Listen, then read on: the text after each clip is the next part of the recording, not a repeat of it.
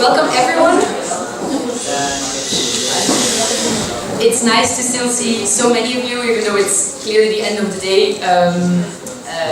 But I think it shows that it's an important thing we're going to discuss here, an important part of a conference that's called Discourse Theory Ways Forward. One of the ways forward is, of course, the place of women and gender in general in discourse and populism studies. So I will shortly introduce the three women sitting next to me. They will introduce themselves and their link with women and discourse and populism studies, and then we will open it to the group, to many of you, to ask questions and get the conversation going. So to the direct left of me is Edina Dóci. She's from the Vrije Universiteit Amsterdam and studies critical perspective on gender, amongst others, in general, in workplaces and in academia. Then we have Ruth Wodak, who is a distinguished professor at the University of Lancaster and still associated with the University of Vienna.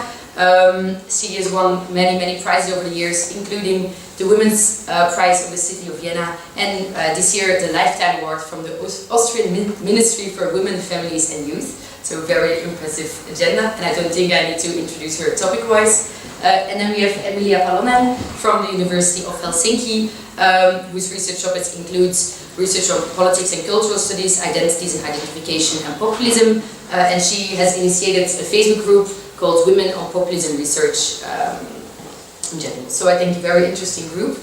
And I think we can start with Edina to talk about gender in academia. Okay, hi everyone, and I'm very grateful for this invitation. I really appreciate it. And originally I planned to start my introduction with some hard numbers and statistics to introduce gender inequalities in academia, because I come from a field that is deeply positivist, so that's what would work for them. But then I realized that I'm now with discourse folks, so I have to start from a different perspective. And forgive me, I'm going to be simplistic, but that's because of the time constraint. So we can agree that discourses, public discourses, construct power relations, and power relations maintain hegemonic public discourses, right?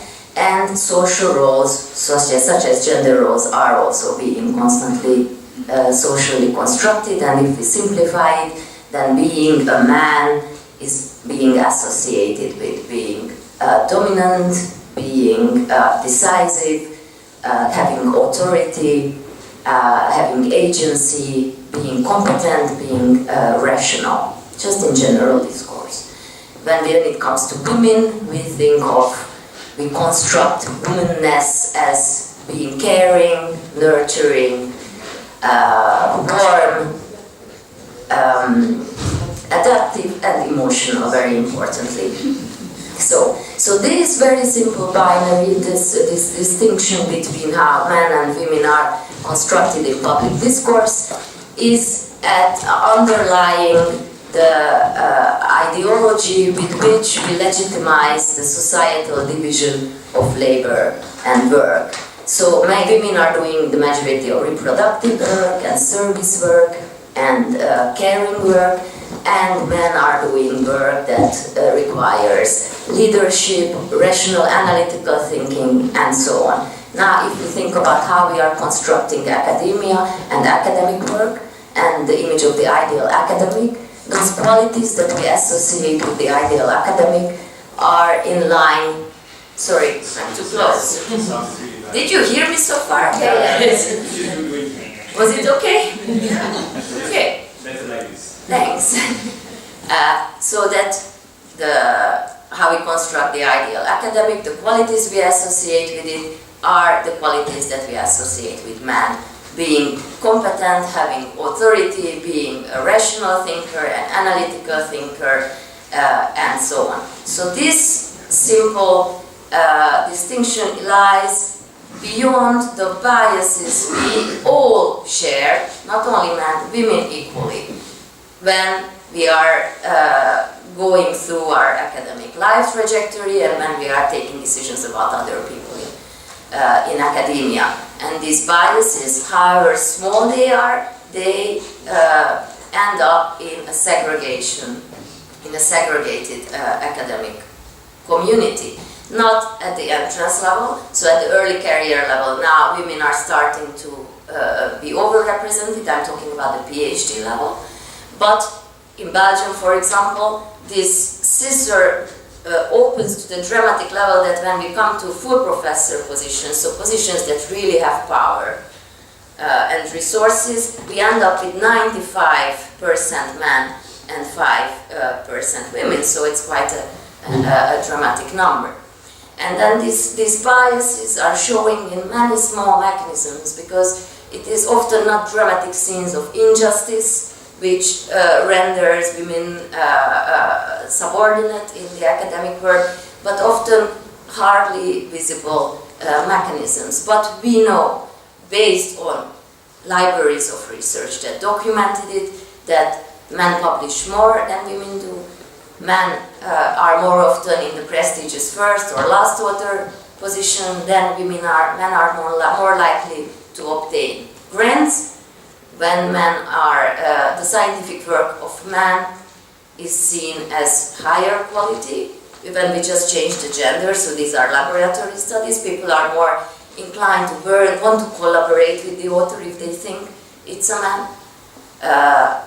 Men get higher teaching evaluations, even when the teacher was never met, it was online study, and then just the gender was changed. Even the quality of the literature list that was given was higher rated when the students thought that it was a man, and so on. The list just goes on, and this is a problem. And I'm so happy that today that this event is happening, especially because I know that this field is especially a masculine coded field, and the majority of people are men. And I'm so happy that men are here, because I feel that it is crucial that men take part in this discussion and that they listen, and then they also speak with us, because most discourse about gender inequalities in academia are among women and about women. And men are nearly entirely absent from this discussion. And that has dramatic effects, because without men it is impossible to achieve structural changes. And how usually in this very masculine organization that academia is, women are worse off, they are talking about it, but also diversity initiatives are targeted at women to somehow make them adapt to the rules of this organization. So we organize leadership trainings, so they learn to be dominant like men are, and decisive, and they speak louder and take more space. We teach them how to network like men do, with more powerful people, and not just make friends and be nice with each other, and so on. So we try to fix women, to try to adopt them. And men are somehow entirely absent from the dialogue, but also as a subject of the dialogue. And I believe that this is something that fundamentally needs to change, because that's the only way to achieve real change. So I really invite men to start listening and start talking with us. And in fact, soon there might be, it looks like it, that our letter to men in academia that I wrote with a colleague, Matthijs Bach, might be published in Science soon, in which we are really talking to men and to involve them in this dialogue. And if there is a little bit more time in this discussion later on, I'm happy to tell about what are the concrete recommendations we made in which we are inviting them to get involved in this struggle. Because I believe that this is not a problem of women inequalities, and not only gender inequalities, but as Ruth mentioned, also ethnic inequalities, inequalities based on religion, and so on. It's a problem of us as an academic community. If we believe as an academic community that equality is one of our main and most important values, then we together as a community must work towards it. Thank you. Thank you.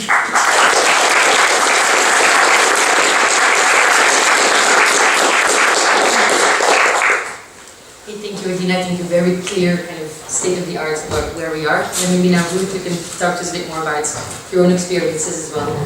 Well, I seem to be this old lady here, which is a strange role. And I would like to first make three tiny remarks and then go more into what you asked me to talk about. The one is I would like to take up and emphasize that I think we should talk about the fact that there are all white old boys networks, which dominate academia. And when I started, I don't even want to tell you how long ago, but a long time ago, they were omnipresent. And if I just think about the dinner we had yesterday evening, and I'm sorry to mention it, but we joked about it, I was the only woman present, which was interesting, with 7 or 8 men who were sort of the organizers and are the organizers of this conference. So I was sort of reliving a role which I had been in very, very frequently. I come from Austria, and Austria has a very feudal, hierarchical system, which we did try to change in 1968, but it has sort of, it's going back to this system, and I know this role of being this only woman in committees, on panels, in various sort of decisory meetings, because they need a senior woman. So there are these 2 or 3 senior women at the university, and then we have to be everywhere. And it doesn't matter if we actually know what it is debated about, what the topic is. We have, you know, if we have expertise or not, we're just supposed to sit there. And I have a double role in this. I'm also secular Jewish, which I'm also one of 0.01% in Austria. And so I also have the role of being Jewish at various committees and invitations. And every time there could be either a guest from Israel, I'm invited. And even if it's from a field I have no clue about, they think I should go, because obviously, you know, we all belong together. So, so this role is really terrible. Yeah? And I think it's very, very important that we discuss this and we do something about it. And I mentioned this factor of being Jewish, because I think that it's not only a male academic society, but it's also a white academic society. And if I look around in this room, there are very few people who come from other ethnic background or other religious background. So I think this is quite terrible in 2019. Yeah? 2019, because we thought we had long sort of transcended this phenomenon. I also think that it's bad that only women discuss women's issues. I think that in any case, like, you know, African American discuss African American issues, Native American discuss Native, Turks discuss Turks, Jews discuss Jews. That's very bad. I think that at least we should have men discussing this with us and reaching out to them, but also putting them here because they need not just to listen and come for 1 hour and think that's okay, we've done our duty, but actually be involved. And the third point I want to make in this connection is not all women are equal, and just being a woman is, as we say in German, Frau sein ist kein Programm. Yeah? Being a woman is not a program. It depends what you do, who you are, where you stand, what position you have. There are also very powerful women. Marine Le Pen is a very powerful woman, as is Mrs. May. And I could list many other, or not so many, but other very powerful women with whom I actually don't want to share this panel right now, and who might also really have positions in gender politics which I don't share at all, because as we know, far-right populist men and women, but politicians propose and also stand for positions in gender politics which we certainly do not share, on gay issues, on conservative values, etc., etc. So just being woman is not enough. Yeah? although I do accept that the scissor, as you said, the gap is getting bigger and bigger, and there was just a statistics in Austria about the difference in salaries between women and men. The difference in salaries, sort of overall now, professions, is about 12%. If women have had children, it grows to over 20%.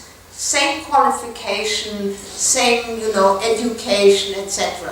So that means 2019, women earn a fifth or more less than men, same age, same qualification, and that is unbearable. I mean, this is really terrible. So just to say a few words about discourse studies, I have done gender studies about interactions between men and women, and a lot of what you said is right. It still is the case that men get longer terms, interrupt more often, that female politicians are interviewed in a different way than male politicians, and all of that still is true.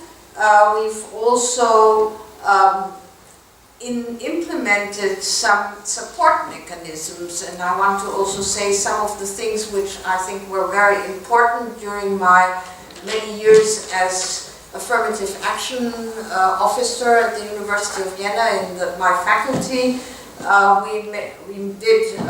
We created mentoring support networks for female PhD students and also postdocs, because that is one of the most vulnerable positions, anyway, precarious positions nowadays of postdocs who, have 1 year and then maybe another year and then a half year and then a gap and no pension and so forth.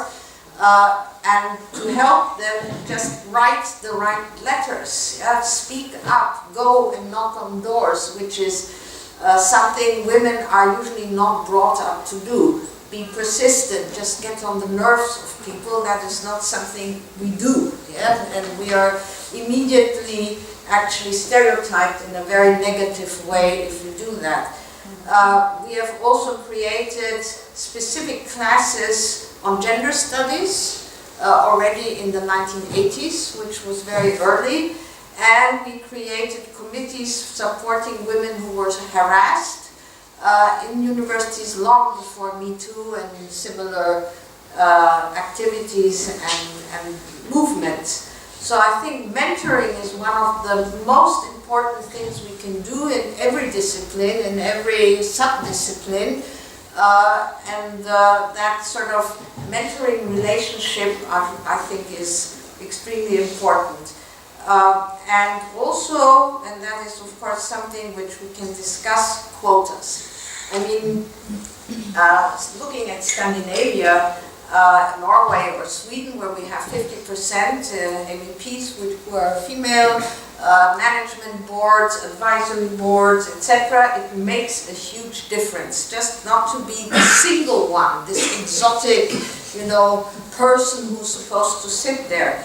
And in that way, we were discussing, the choice of inviting people on panels and plenary speakers, and then the argument frequently comes, well, there are just not enough good women. Well, I think that is absolutely stupid. There are certainly enough good women, but many of them are not visible and have not become visible and were not supported to become visible. Inviting them is one way of making them visible, and then they have to prove themselves. You can't take away that job of giving good lectures or something, but basically visibilizing minorities, and again not only women, also others, is very important, and so we have to invite them. This is an important point. I would like to stop here now, and later on I can say more. Thank you so much, Ruth.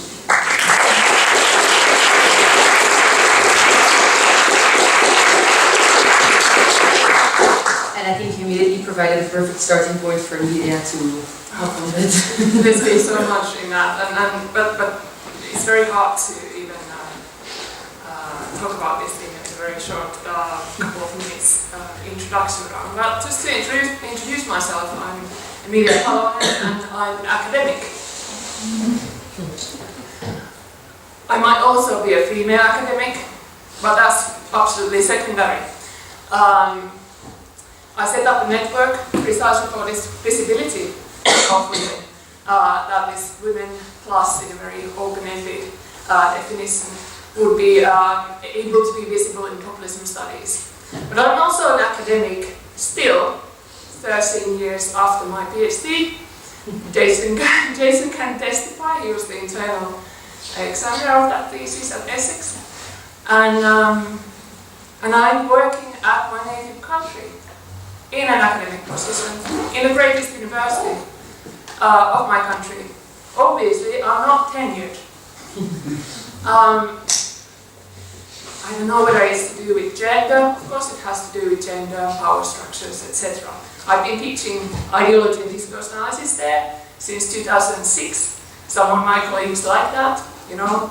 It's kind of like ideology to the student masses, and then students come up with these theses and they want to use this crazy theory or this method, and yeah, they don't always, of course, get good marks, because that would be the other side of being. It's not just that you are an academic, but you are a discourse theorist, and then this puts you in a different position in a very kind of mainstream focused environments.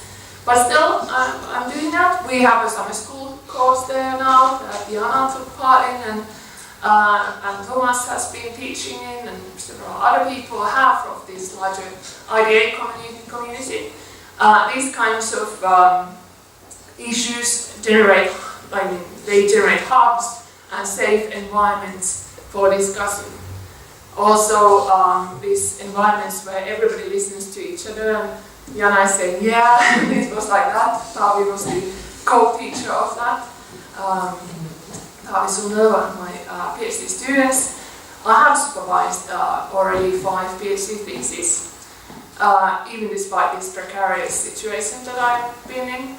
And I remember back in my old days of writing a PhD and the seminars at Essex, and they were wonderful. Great friendships. Every Marsha is there. We haven't seen each other for years. I hope you read her work. But it was also terrible. And after those seminars, some of us, Mercedes Palavos, Mary Rosling, who's now working in Copenhagen, all of us met, and we were like, did you see what's happening? Yeah. And what was happening was that it was men talking to men. Men expecting other men to respond. They were looking at each other in the eyes. And they weren't looking at us, the women, in that seminar. It was extremely typical. I mean, it happened every week. And at some point, I raised my hand. And I'm like, I wanted to have a say. Nobody saw me because, you know, they were not looking at me. I was a woman, I didn't really exist. And then I was like, hey!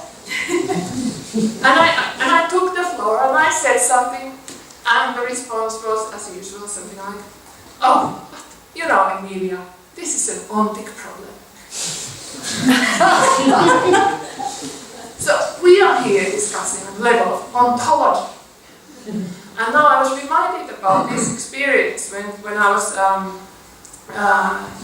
in December taking part in this seminar with Johanna Kantola and Emanuela Lombardo and Tuija Saresma, to drop some names of populism studies women.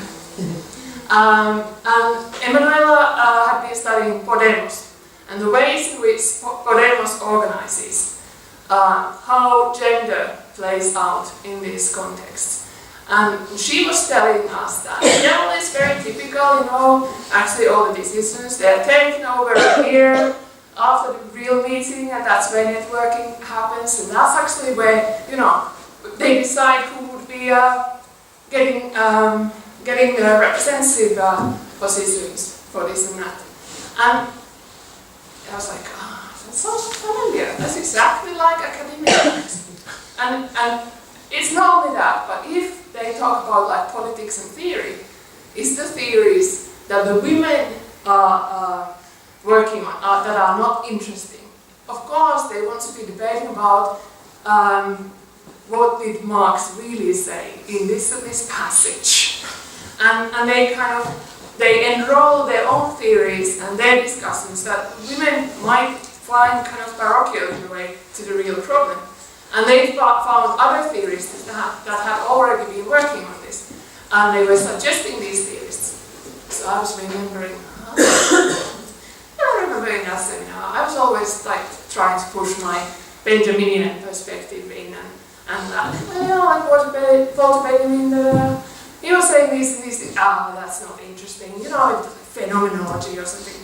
And this got kind of sidestepped. So getting out of ethics, I was like, okay, Walter Benjamin doesn't really match with this theory.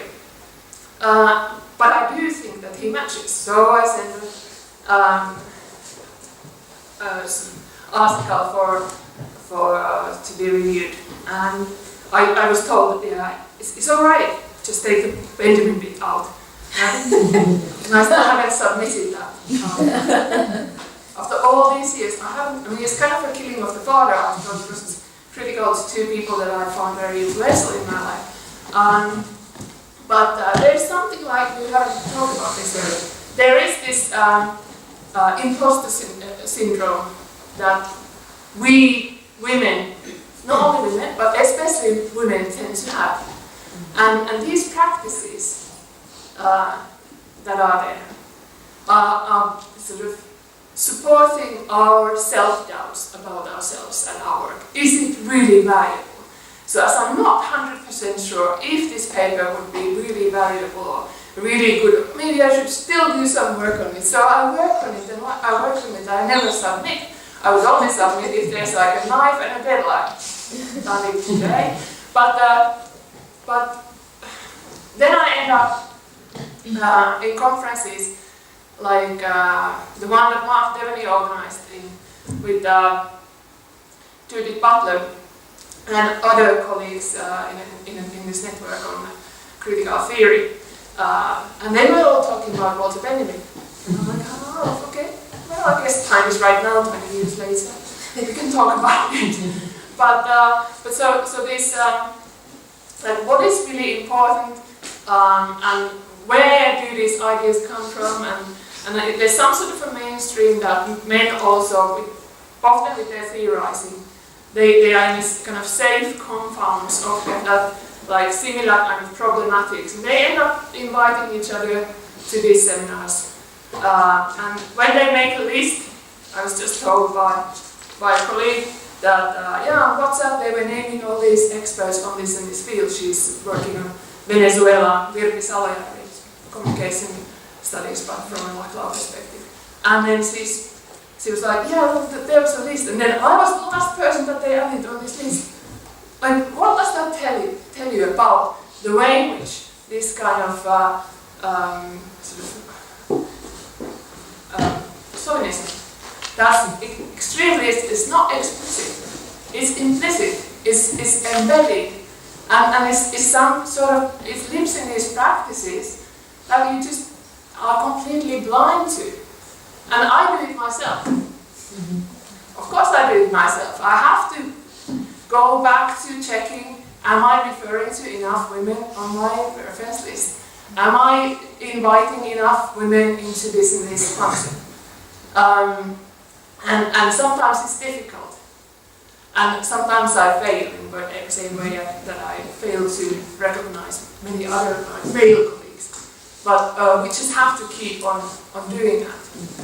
And just as a final footnote, when I told Ernesto, when I was postdoc with him for a term at Northwestern, and just on the day that I was leaving, I was having this long chat with him, like, Ernesto, he was thinking of what to teach the year after. He had been teaching Deleuze.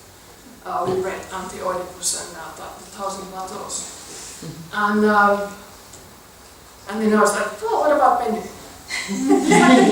Yeah, all right. Come back, but I couldn't come back because I got another temporary job, so I had to stay in Finland. But now we can start. Thank you. Yeah. Okay, thank you, Emilia.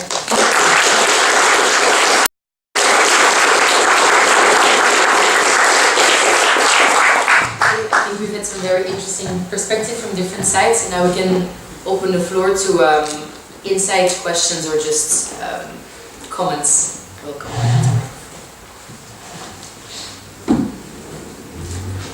Thank you. Very nice hearing this in a kind of public space and not just in private conversation. So I want to raise three questions or challenges. One is the quota problem. Ruth already said that basically there are few women that play this role of the quota, right? But there's also the problem of ceiling and floor for the quota. Because when we set a number, so what is acceptable is, because 50% is too much to us, many people would say. So what is the quota? So the quota is it a floor, 30%, 20%, 40%, what is it? So when we settle as women into a quota, what is what we're expecting? And I would say less than 50% is not acceptable, but this is me. Then there's the rhetoric of the quota, and I think it is very similar to affirmative action here. Because I have seen many of my male friends, and we are equally qualified, and they were in a job market the same as me. I say, well, I'm not going to get in a position because now they're all diversity, and either they're going to hire someone of color or they're going to hire a woman. And of course, all are white males, and all got postdocs and positions, but not me. So, but of course, when they are selected, it's like, no, because, well, my work is excellent, so therefore, I trump the quota. So, and in many postdocs that I saw, the 4 years in a row, only white men. So they pay this lip service to diversity, and then all the other men that are excluded, because of course there are not enough jobs. This is a problem of precarization of economy as a whole. So in terms of, for example, faculty, in the 70s, 70% of faculty were full-time, and 30% were adjuncts or precarious. Now it is inverted. So only 30% are full professors, or a full-time, not even full professors, because many people teach full-time, but they don't have the tenure, and 70% is precarious. So therefore there is a competition for jobs that not all white men get the jobs, right? So therefore when they don't get it, they blame it on the quota. And this is very pernicious, I would say. Then is the problem of that formal equality is not equal to emancipation, as Marx famously said, and we of course know that even if we have equal opportunity to access something, doesn't mean that we are in equal playing field. So therefore, even as women, we try to, well, we're going to be thrown, our projects are going to be thrown into the market, and of course, if they're going to just, the competition, right, principle. We're just gonna be thrown into the competition, and we're gonna succeed if our projects are brilliant or not. But because we're in a realm of equality, which is, this idea that there's a committee and there's like diffuse responsibility on who selects the candidate, all these things. And I want to exemplify this in peer review, because peer review today is not blind. If you have any presence, any at all, in any social media or in academia, in your profile in your university, and you put your the concepts that you're or some title, and you as a peer reviewer, and this is like other peer reviewers have told me, yeah, of course, I receive a paper, and the first thing I do is Google the title, and if there is something that is very specific, something new about it, of course you're going to Google the title and you're going to get the person, and if the person is a woman and that woman is pushing something new, the most probable thing is that paper is going to be rejected because it is going against the mainstream. So there is an authoritative kind of a part of males that is kind of being obscured with peer review that today is almost not blind. So this is it. Thank you. Maybe one more question, and maybe from a man. To include the discussion. Or comments. Okay.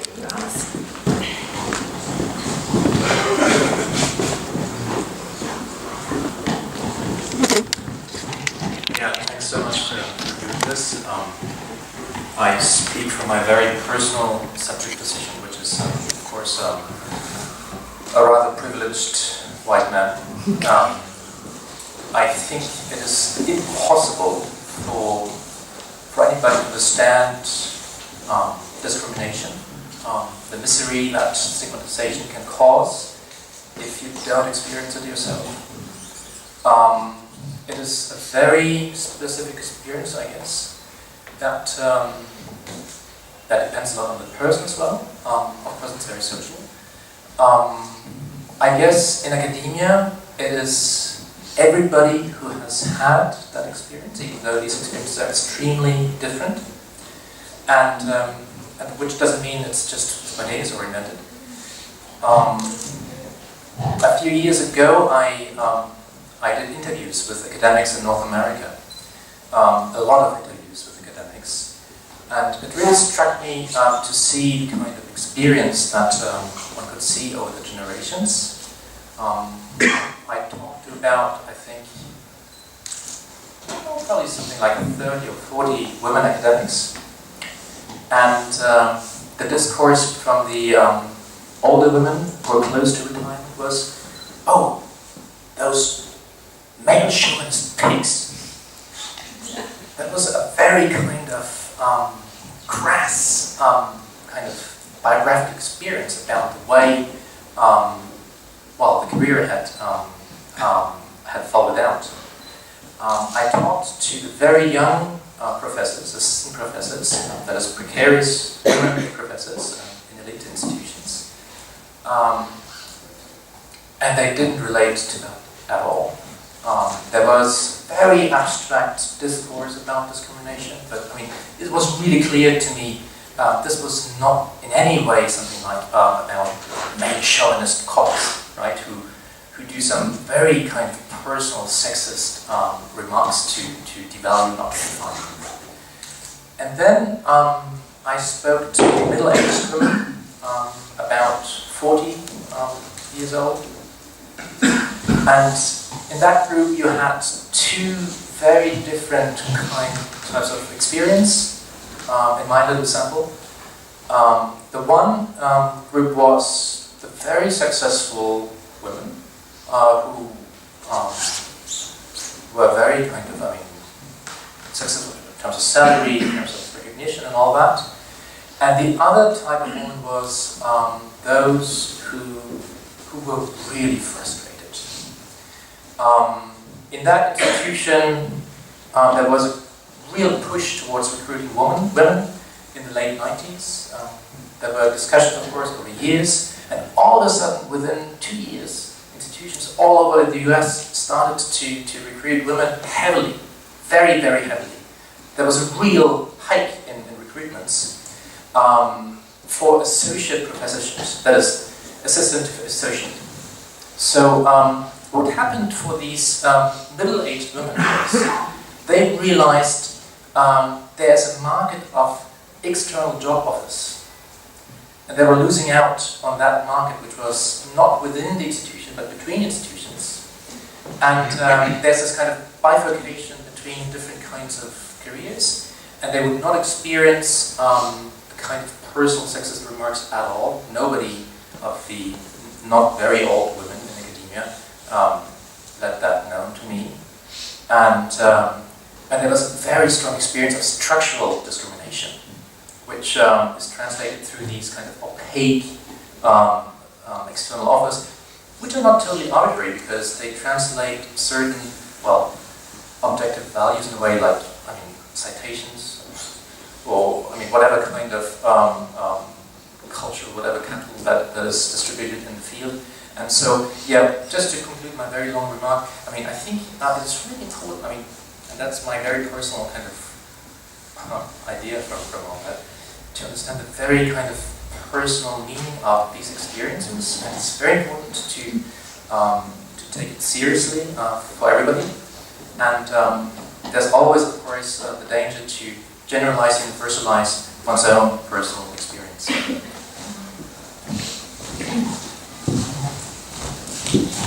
Thank you. I think maybe one more remark. I actually actually, it's a question to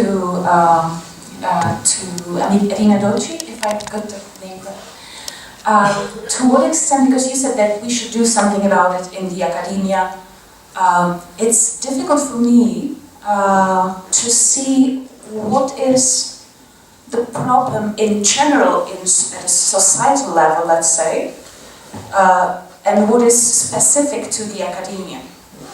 What can actually be done in the academia, and what is beyond our reach, us sitting here, because it's something that is, an ongoing problem at all the other levels. If you can specify, I would be really grateful. Thank you. Thank you. I think we can start from that, and then. Thanks for the question. It's an interesting one. Nothing is specific about academia in the sense that these are wide societal structures and power structures on the line of gender and other diversity indicators. But what's specific about academia, the different sectors in the labor market are either masculine coded or feminine coded, it's what I mentioned before. And service sectors, caring sectors, teaching, caring about old people and so on are female coded.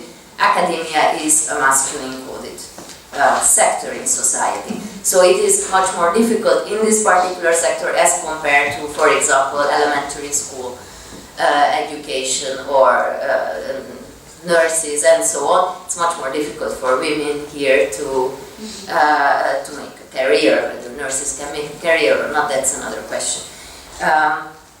And what can we do? I mean, if I understand your question well, these are very wide, large societal forces. What can we do about it to fight these forces? And I think then there is something specific about us as academics, and it's what I mentioned before, and especially you and myself. We are social scientists, I believe, so we do have a kind of, on one hand, an understanding about societal structures, power relations, and so on, and how they affect the individual trajectory in life, and so on. So we need to, on the other hand, we also adhere to the scientific method, and we believe that it is an important and powerful tool also for progress in society. So if we adhere to it, then we need to actually put our talk into action. There is, as I mentioned, libraries of research about gender and other kinds of inequalities to academia. Let's attend to that research. Let's take it seriously. Let's learn from them. By learning, let's raise our own awareness about all those microscopic biases in our very own behavior and in everyday interactions in academia, which perpetuate gender inequalities. So these are often very minor mechanisms. They are really not dramatic. Just one example. Supervisors, PhD supervisors, tend to see their male PhD students as more competent and more fit for an academic career. Both female and male supervisors. Important notion, women have the same biases against women and in favor of men. We share these patriarchal ideas. So supervisors tend to give more attention and more mentoring to male PhD students, which is crucial at that early academic stage, the support they can get for their supervisors, whether they can build an academic career or not. So we need to learn,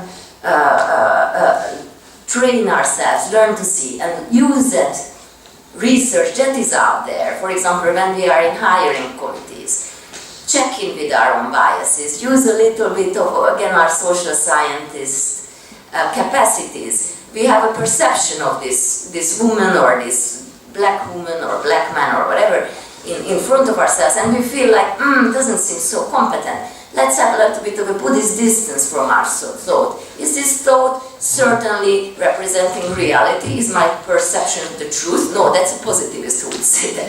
No, we believe that this thought is also subject of all kind of societal influences and belief systems. It can even happen to me. Let's give it the benefit of the doubt. So let's reflect again. What is really important for me as a criteria for this job? and how does this person really score on this criteria? And then once I do this reflection myself, share it with your colleagues in the selection committee and generate this way awareness. And let me just say one more thing, and then that relates to your question, and then I will let my colleagues speak about the quota. I think the quota is extremely important.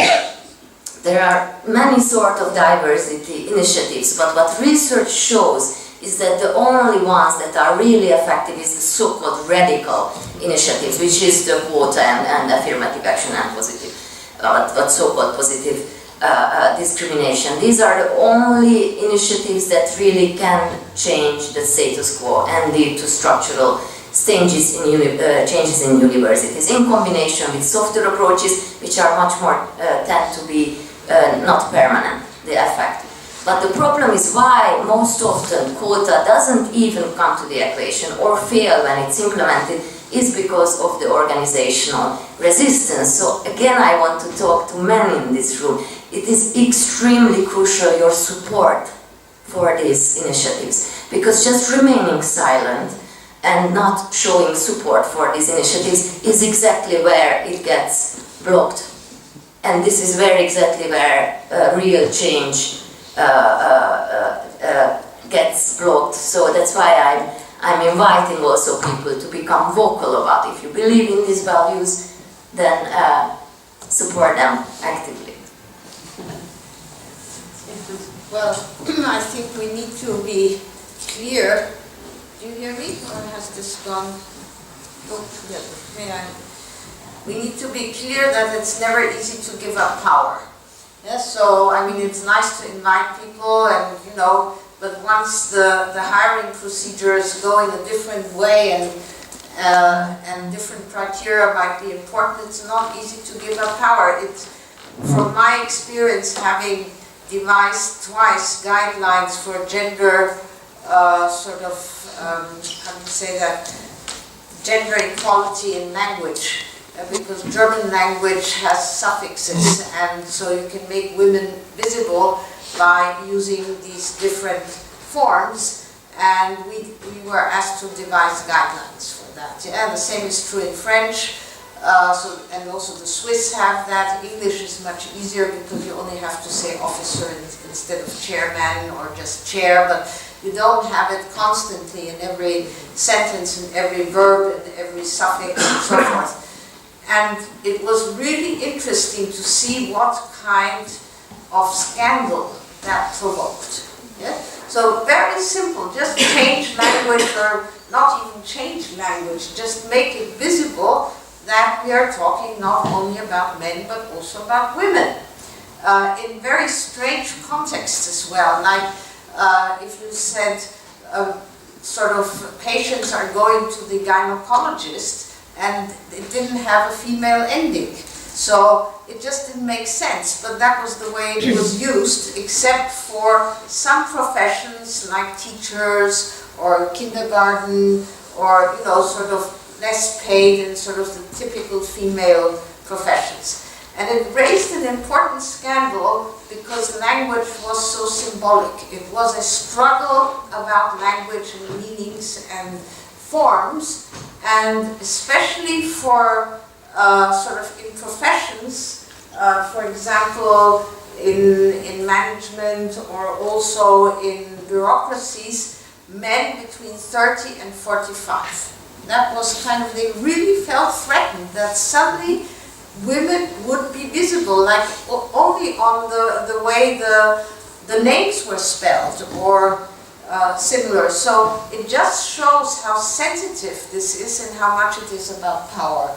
So losing power, giving up some of the resources is a very difficult thing. And that's why I think it has to be managed. Yeah, you cannot just ask people to do that. Yeah, it has to be legislation of some kind. In that sense, I think gender mainstreaming is extraordinarily important, because otherwise it won't work. And I just wanted to say something about peer review, because I edit a journal and I'm co-editor of 2 other journals, and I've never come across the thing that we look at gender or sex, yeah, of the authors. I don't know if reviewers do that, but we as editors certainly don't do that, and every review goes through our hands. Yeah? So we make the final decisions. Now I know with some journals there is extraordinary gatekeeping. And the gatekeeping, again, is not only against women. It's against young scholars. It's against people who are not known yet. And it's quite extraordinary. And I've come across this myself in teams with people from the management school in Lancaster, which is a very prestigious management school. And we submitted twice, actually, papers to a very prestigious American journals. And the gatekeeping is such that I've collected the pages of reviews. I think we have about 30 pages of review for one paper. Yeah, because we submitted it twice or 3 times and resubmitted and revised and so forth. So both senior professors and we are just not, we don't belong to this specific clique. Yeah?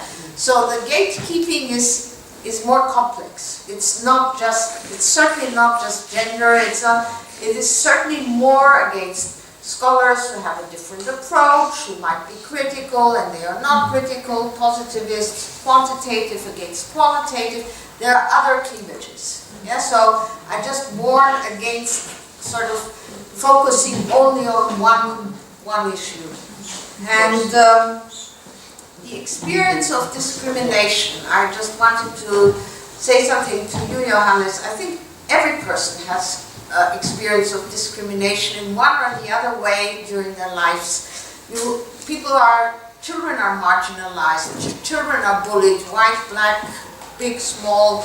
Yeah, you have these experiences, things which you're not allowed to do, which you want to do, and some are oriented towards race, some towards religion, some towards gender, and some because you're small or big or fat or not fat or thin or you have a different belief or so. So I really think that everybody can understand what discrimination means. Maybe, of course, you cannot understand what it means to be discriminated as a woman, but you have other experiences, yeah? And I think these are experiences which allow everybody to share in this in some way.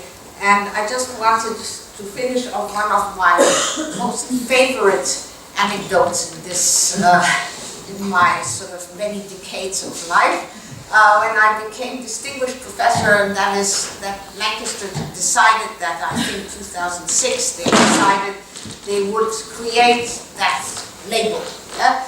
And sort of that I don't know what they did, they got 10 references and all kinds of stuff behind our backs. Anyway, I was the first woman in Lancaster to become this distinguished professor. And we were then invited to the VC, the rector. Yeah?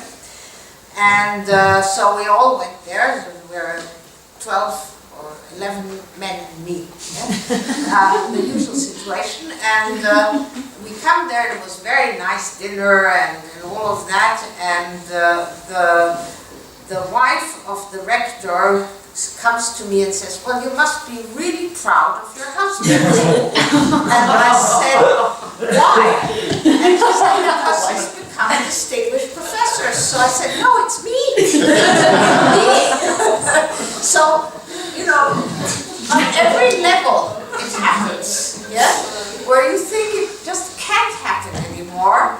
It still happens, and then, I mean, she was of course very embarrassed, and everybody was embarrassed, and we had to joke around and drink wine, yeah, to get over it. And it's just this sort of continuous, it can happen always, everywhere, at every point in your life, and you need to somehow develop strategies to cope with it, yeah?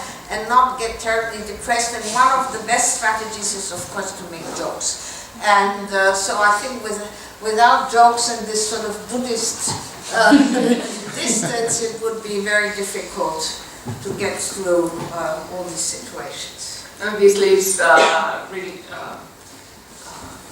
Ruth left me with this crucial point of jokes. You probably knew that I'm going to be asking you, do you know these all-male panels?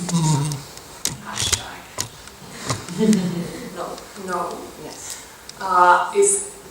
Do you know who's, those of you who know what it is, do you know who's behind it? It's a woman. Saara Särmä, I'm really, I've known her for a long time. She's a Finnish IR scholar and a godmother of my niece actually, since my brother met his wife at the same master's seminar. And Saara was always like really stubborn, great scholar, and she struggled with this stereotyping of and kind of all kinds of problems that relate to her approach. And she wants to work with art, and she's actually an artist, and she's presented her art in exhibitions now. Partly because she didn't get a job, academic job, straight after her PhD. She's still working in the academia. And I do recommend her. She's a great speaker, by the way. But that Tumblr blog became so successful because it was a joke of this David Hasselhoff. Congratulations, you've got an all-male panel. This spread virally, and suddenly Saara was interviewed to several newspapers, magazines, everything online and in print, and people started to pay attention to that. But of course, I mean, she would be the voice behind that got maybe then we don't know about that, her story.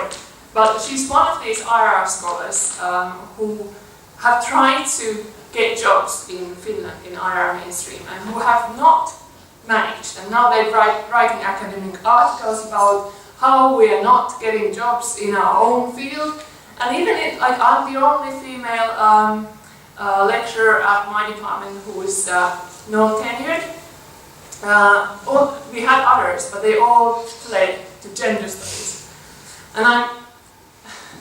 And I've never really worked with gender studies. After working with Agnes Heller's life, I started, she was much against gender studies, by the way, but I started to realize that one should take these gender perspectives as well. But that also led me to intersectionality and really like think about what does intersectionality mean in today's academia. When we make these decisions about what should be published, what we should talk about, what are the kind of issues, where does our line in all different levels? It's not just about women and men. That's the whole point. But that brings me to quotas, and I do think that we need quotas. I'm always saying we, but I am the PI. We got €500,000 for this project to look at the world of knowledge, cultural populism and polarization in European politics and societies. And this is in the Media Society program of the Academy of Finland. Of course, the majority of the 10 projects or consortia were led by men, partly because men they already choose men as their leaders because they think that it would be more probable that they would be going through, and because you usually need a known academic and usually they are male. But in the previous program that they had for digital humanities, all the 10 projects were led by men. And most of the projects even had more or less like congratulations, all male staff. So we do need these quotas. I mean, these things persist if they persist in countries like Finland that somehow think that they would be more equal. Like, where do they still, what is really happening? And what are the criteria on which we are hiring women or men these days? It's all about excellence and considering some things as excellence and others not. And I think as theorists of hegemony and discourse, we should be able to work on these concepts and really start to initiate the change. Yeah. And one last point. I was. It's like, what are we allowed to be studied, and where are we being pushed? So last year I gave several keynote lectures around the world, really, and then now, because I set up this Women Plus in Populism Research, I've been getting this like, oh well, do you want to come here and there, and do you want to talk about the gender aspect? And I'm like, no, I don't want to be talking about gender aspect. I can give you a list of excellent, even female, some male, people who can talk about gender populism, for instance. But I'm not the one who's talking about gender populism in general, or as the person to do that. So also, I mean, it's important for instance, anybody who's not yet working on a gender aspect in populism research, for instance, to take it up as a nice sidekick, but not just like push it to some others. Okay, thank you so much. I think there's so much food for discussion, but since we're already half an hour over time, I think it's time to kind of close it. Since we're already half an hour, I would like to remind everyone for tomorrow that the session starts at 9, so it's not registration at 9, but it actually starts at 9, so it would be nice of you to come a bit earlier so we can keep on schedule tomorrow. But apart from that, thank you for the very, very interesting day. I think it was a great day. And as one of the key takeaways from today, we need wine to discuss things, so I hope to see you all tonight at the Vrije Cafe.